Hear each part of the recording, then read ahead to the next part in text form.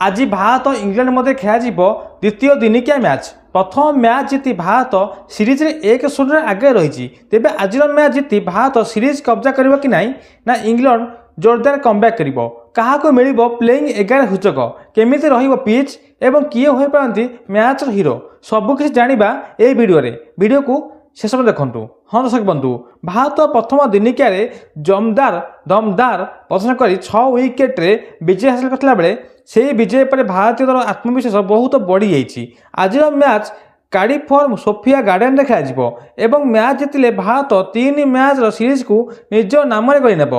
England पर यही match करबा मर स्थिति रही। जदि से आज हारी जाती तेबे सीरीज हारीज से इंग्लैंड दल किसी परिवर्तन करें बोली चर्चा होउची।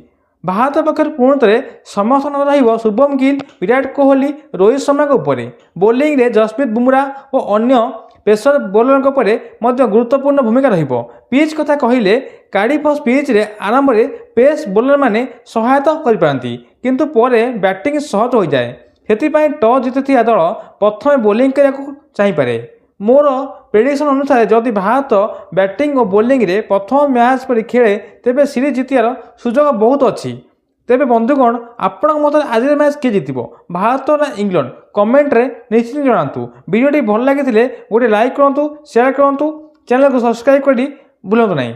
धन्यवाद।